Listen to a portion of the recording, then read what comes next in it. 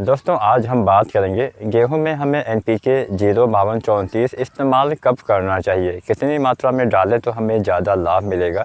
कई बार हम ऐसी बहुत सारी गलतियां कर बैठते हैं जिससे हमें इसका ज़्यादा लाभ नहीं मिलता है। तो आज हम आपको एकदम सही और सटीक जानकारी देने वाले हैं कि आपको गेहूं में NPK 05234 का प्रयोग कब करना चाहिए।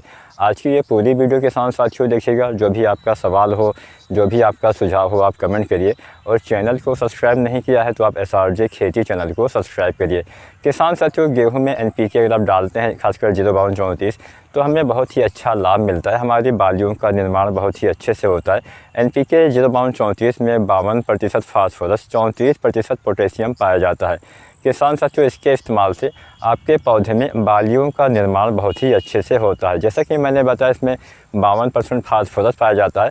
अब फास्फोरस आपके पौधे में जो होता है दाने का भराव, वहाँ तक भोजन पहुँचाने का काम करता है। मतलब बालियों के निर्माण में जो भोजन की आवश्यकता पड़ती है, यहाँ पे फास्फोरस भोजन पहुँचाने का काम करेगा।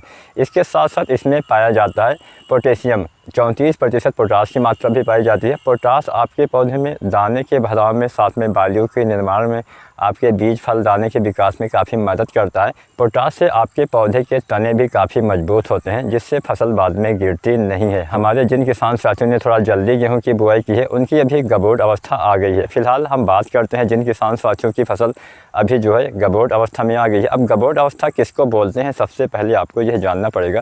गबोट अवस्था हम बोलते हैं जब बालियाँ तने के अंदर बनना चालू होती हैं।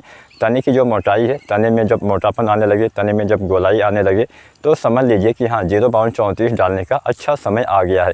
इस समय अगर आप इसका इस्तेमाल करते हैं, बहुत ही बेहतर फ़ायदा मिलता है। अब बहुत बार हमारे बहुत सारे किसान साथी बहुत सारी गलतियाँ भी कर देते हैं, सही समय पे इस NPK खाद का इस्तेमाल नहीं करते हैं। अगर आप सही समय पे यह NPK नहीं डालेंगे तो भी आपको ज़्यादा फ़ायदा, ज़्यादा लाभ नहीं मिलेगा। NPK हो या फिर कोई भी खाद हो, सही समय पे ही प्रयोग करना चाहिए। तो 05234 कब डालना है? गबोट अवस्था में, बालियाँ निकलने से पहले इस्तेमाल करना है, तभी आपको ज़्यादा लाभ मिलेगा। हमारे बहुत सारे किसान साथी बालियाँ निकलने के बाद भी कुछ मात्रा में इसका इस्तेमाल कर देते हैं, तो वहाँ पे लाभ नहीं मिलता है। अब बहुत से किसान साथी एक गलती और करते हैं, जब बालियाँ निकलना स्टार्ट होती हैं तब वो यूरिया खाद का इस्तेमाल कर देते हैं। इस समय यूरिया डालने से बहुत ज़्यादा फ़ायदा आपको दिखाई नहीं देगा। यूरिया का काम होता है पौधे में वानस्पतिक विकास में सहायता करना, हरियाली लाना, कल्ले लाना, अच्छे से ग्रोथ को बढ़ाना। अब अगर आप बालियाँ निकलते समय यूरिया डाल देते हैं तो पौधा बालियों के निर्माण के बजाय अपने पौधे की ग्रोथ को फिर से बढ़ाना चालू कर देता है, जिससे फसल की लंबाई ज़्यादा होने से पौधे गिरने की संभावना भी काफ़ी बढ़ जाती है।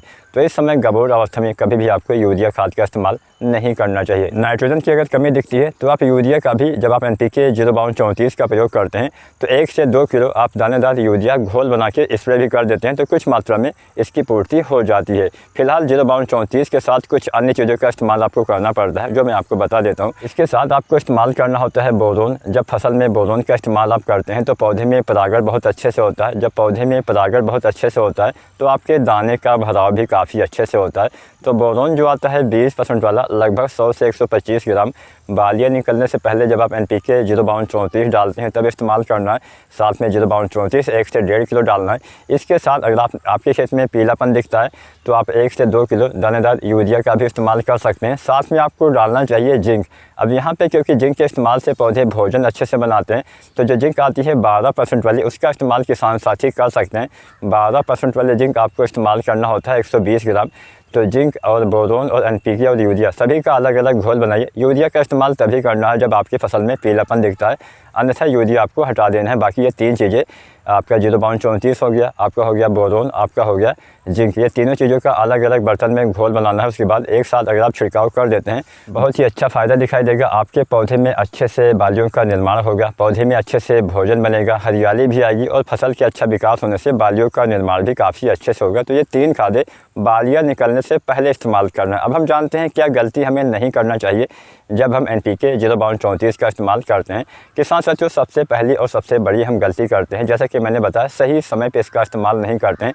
अगर आप सही समय पे किसी खाद का इस्तेमाल नहीं करेंगे तो भी आपको ज़्यादा फ़ायदा, ज़्यादा लाभ दिखाई नहीं देगा। तो NPK 05234 बालियाँ बनते समय डालना होता है, ना कि बालियाँ निकलते समय। जब तने के अंदर बालियों का निर्माण होना स्टार्ट हो जाता है, ठीक उसी समय NPK 05234 1 से 1.5 किलो आपको डालना होता है।